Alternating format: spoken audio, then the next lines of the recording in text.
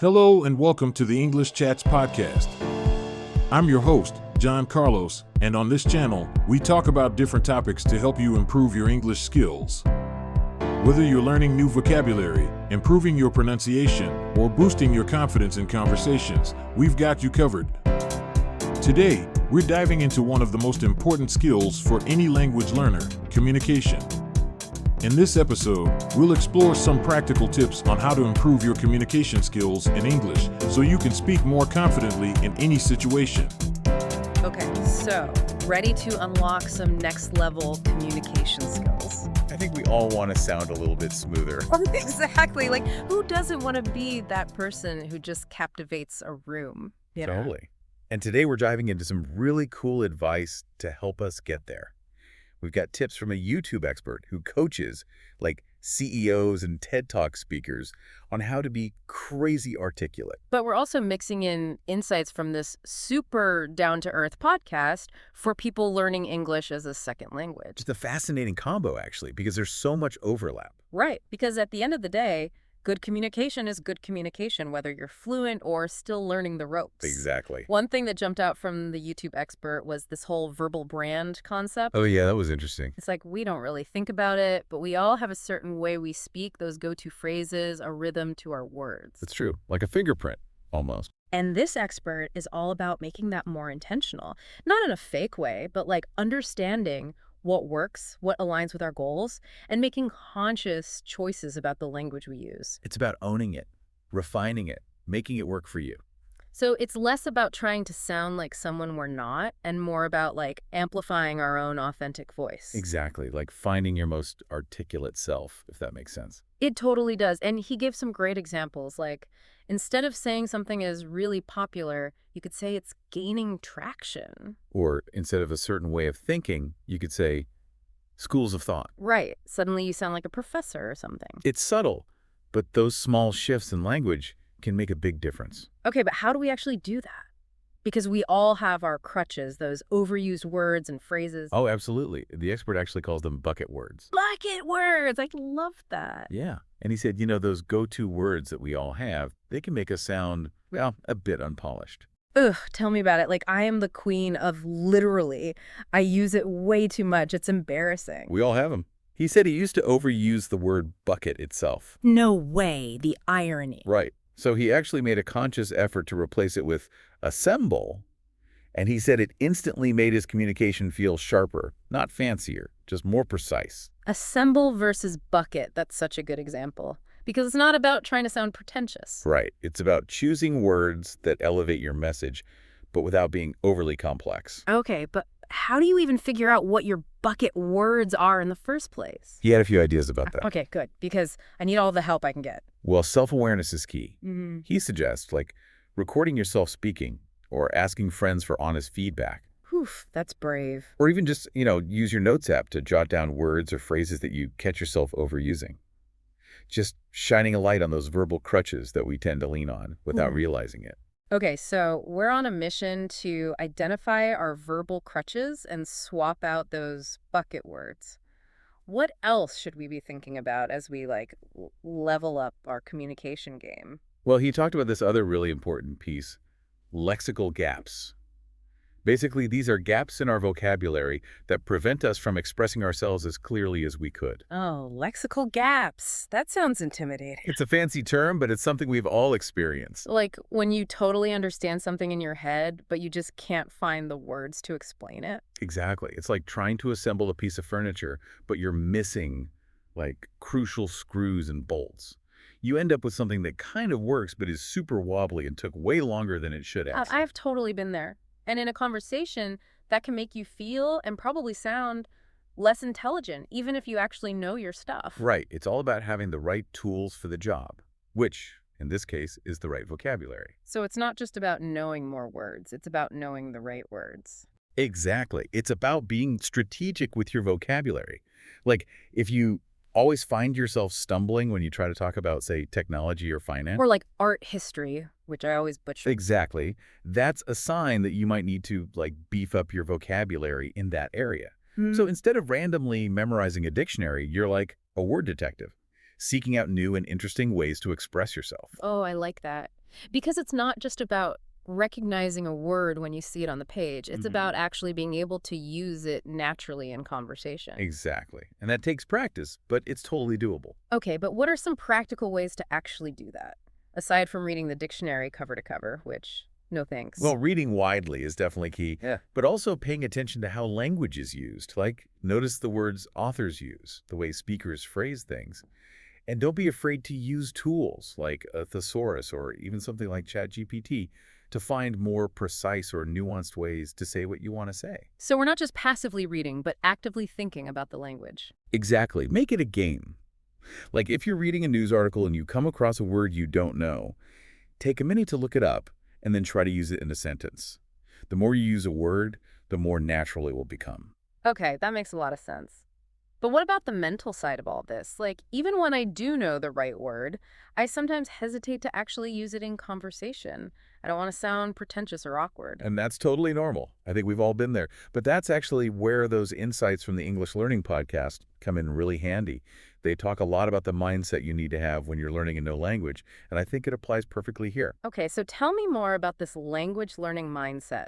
How can we apply it to becoming more articulate? Well, they're big on shifting your focus from perfectionism to progress. Instead of beating yourself up for every little mistake. Exactly. We all want to sound like eloquent intellectuals from day one. Oh, don't I wish? Right. But the reality is, learning how to communicate more effectively, it's a journey. It's like anything else we want to get good at.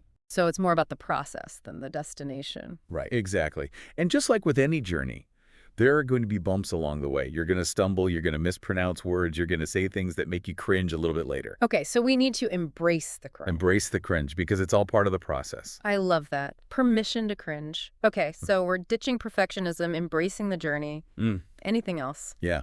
They're big on celebrating those small wins along the way, like, did you use a new word in a conversation today? Did you manage to explain a complex idea in a way that made sense?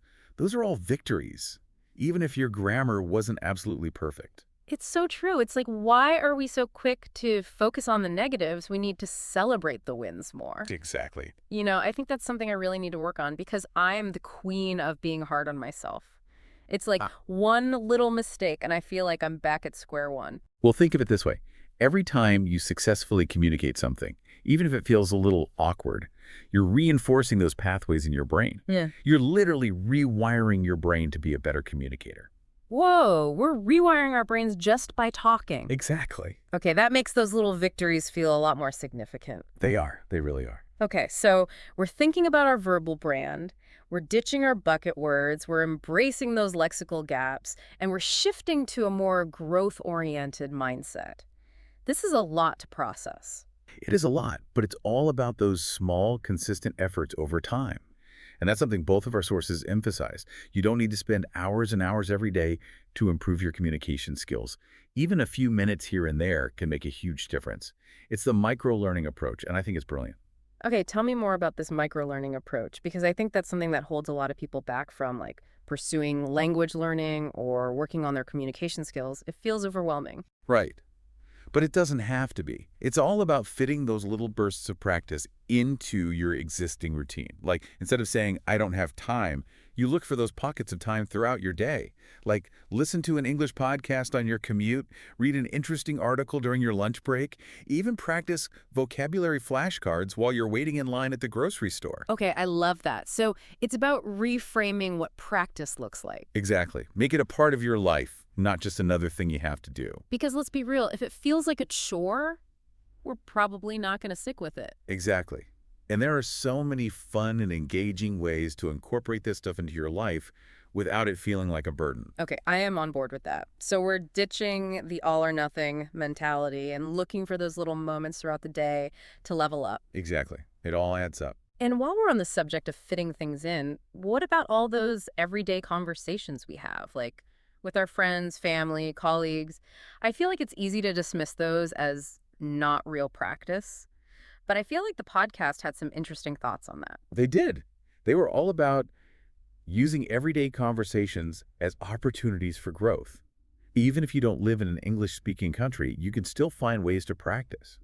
They're big fans of language exchange apps like HelloTalk or Tandem, which lets you connect with native English speakers all over the world for free. Oh, yeah, I've heard of those. You basically get paired up with someone who's learning your language and you help each other out. Exactly. Yeah. And the best part is it doesn't feel like work because you're just having a conversation and learning about someone else's culture at the same time. It's like a win-win. And even if you don't want to use an app, you can always ask friends or colleagues who are fluent in English if they'd be willing to chat with you for a few minutes each day. Exactly.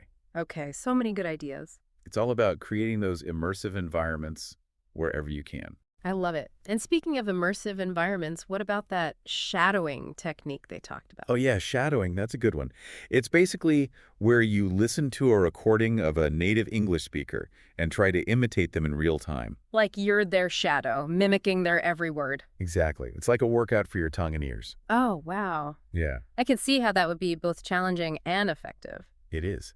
But it's a great way to improve your pronunciation and intonation. Okay. And how do you actually shadow someone? What kind of recordings do you use? You can use anything you enjoy listening to. Podcasts, audiobooks, TED Talks, even movies or TV shows. Just pop in your headphones and start mimicking what you hear. Okay, so it's like active listening on steroids. Exactly. And just like with any workout, the more you do it, the easier it becomes. So don't be afraid to sound a little silly at first. Exactly. It's all part of the process. Speaking of sounding silly, they also recommend recording yourself speaking English. Oh yeah, that's a good one. I can see how that would be helpful, but also kind of terrifying to listen back to. It can be a little cringeworthy, Yeah. but it's honestly one of the best ways to identify areas where your pronunciation or delivery could use some work. It's like having that brutally honest friend who tells you exactly what you need to hear, even if you don't always want to hear it. Exactly. It's like having a personal coach in your pocket. Okay, so we're embracing the cringe, recording ourselves, and using those recordings to pinpoint areas for improvement. What else? Well, the YouTube expert is really big on practicing specific sounds that tend to trip up non-native English speakers. Like the dreaded thuff sound. Yes. He breaks it down almost like a physical exercise. How your tongue and teeth should be positioned, how much air you should be releasing. It's wild, but he swears by it. So it's about breaking those sounds down and practicing them intentionally. Exactly. And making it a habit, like even just 5 minutes of focused practice each day can make a big difference. Okay, 5 minutes, I can do that. And it's not just about individual sounds either. They both emphasize the importance of mastering stress and intonation. Oh, yes. Because the way we say something can completely change its meaning. Absolutely. It's like a secret code. Like think about how a simple sentence like, I love that movie, can take on totally different meanings depending on which word you emphasize. Oh my gosh, it's so true. And it's even harder to get right when you're not a native speaker. Exactly. But that's why it's so important to pay attention to these details. So how do we get better at that? The YouTube expert recommends actively listening to where native speakers place emphasis in sentences, how their pitch rises and falls. Like, really tune in to those nuances. And as you become more aware of them, you'll naturally start incorporating them into your own speech. It's like training your ears to hear the music of the language. Exactly. It's not just about the words themselves, but how they're strung together, the rhythm, the melody. Okay, I love that analogy. So it's about paying attention to those subtle details and then practicing. Exactly. And having fun with it.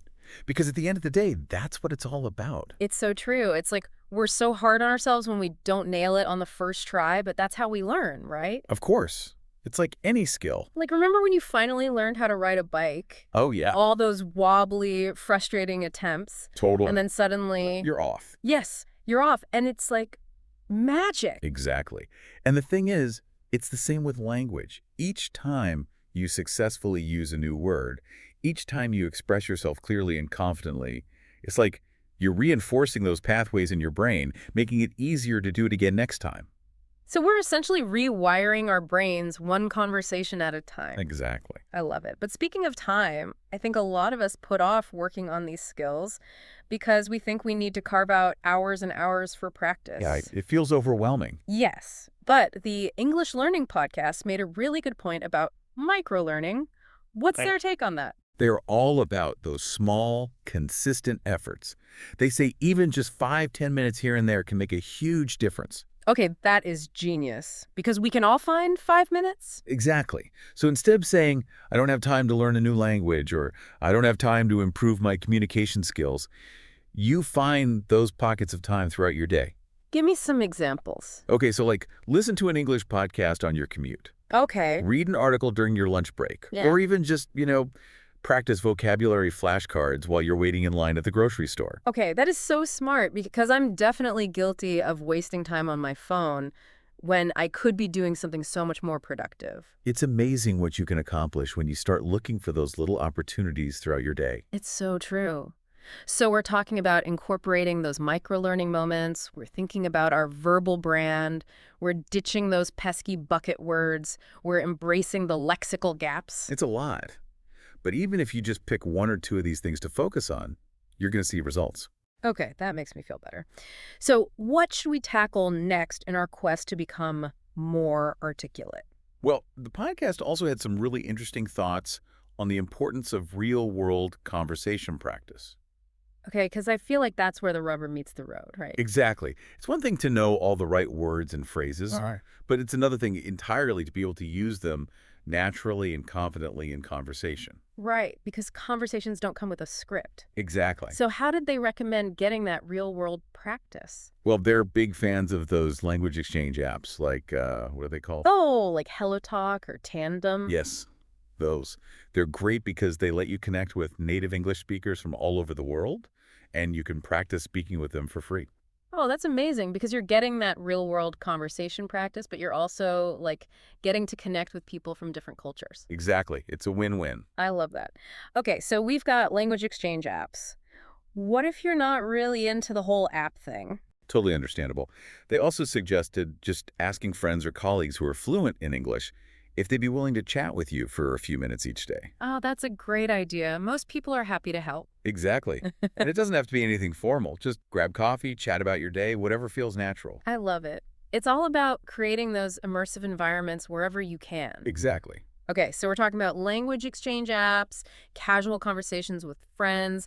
Any other tips for getting that real-world practice? Well, they also talked about this technique called shadowing, which I've always found really helpful. Shadowing. Okay, I've heard of that, but I've never actually tried it. How does it work?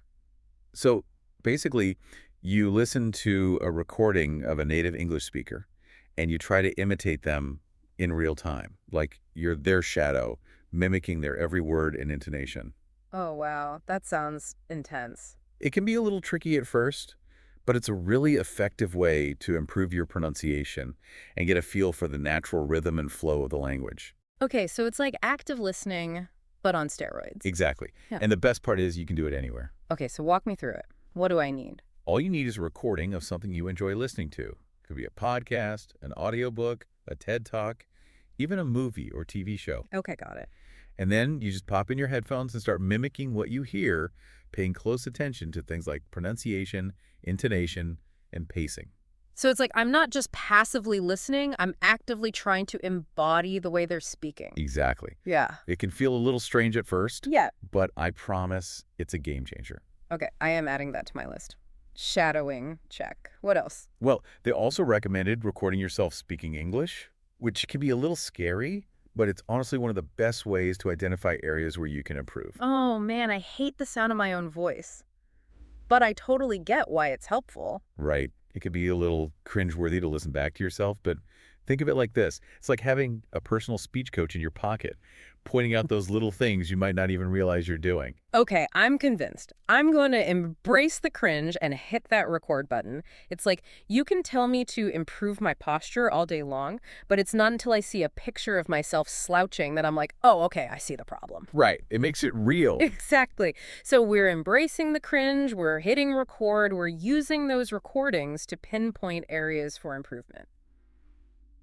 What else have you got for me? Okay, so the YouTube expert, he's really big on actually practicing specific sounds that tend to trip up non-native English speakers. Like we're talking about those sounds that make you want to crawl under a table, right? Yes, like the th sound, for example. Ugh, don't even get me started on the foo sound. It's like my tongue has a mind of its own. Right. But he actually breaks it down, like almost like a fingal exercise, showing you exactly how your tongue and teeth should be positioned, how much air you should be releasing. Okay, that's kind of wild, but also, like, oddly fascinating.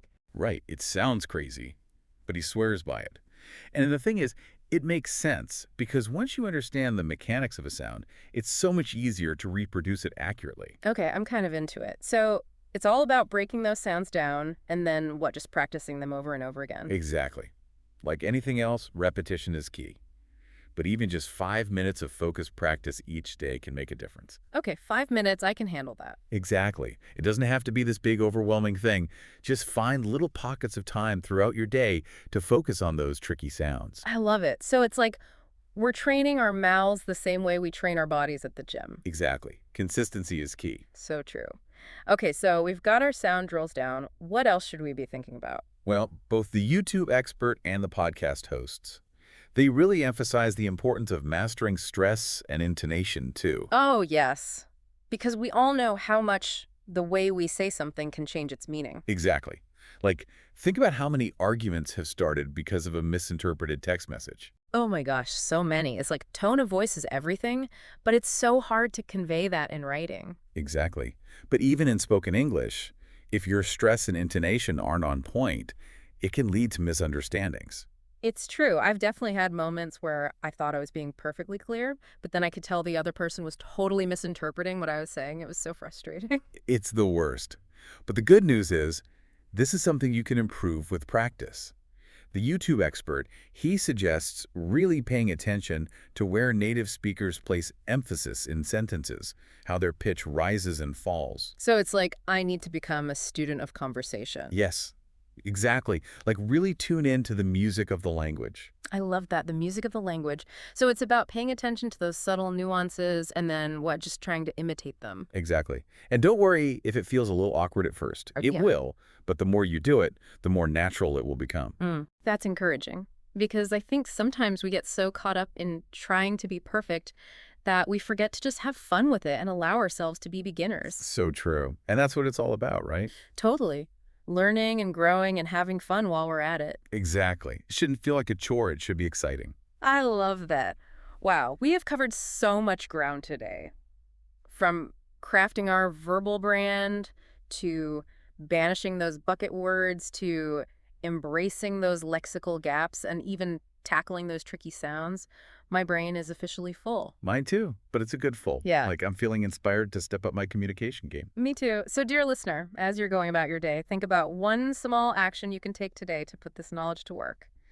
Maybe it's finally recording yourself speaking English. Ooh, good one. Or maybe it's finally looking up that word you've been pretending to understand for months. We've all been there. Or hey, maybe it's just giving yourself permission to sound a little silly as you experiment with those tricky sounds. Because at the end of the day, progress, not perfection, right? Yes, 100%. So cheers to embracing the journey, however messy it may be. Cheers to that. And cheers to becoming the most articulate versions of ourselves. Yes, because why blend in when you can stand out? Exactly. And on that note, we'll catch you on the next episode. See you then.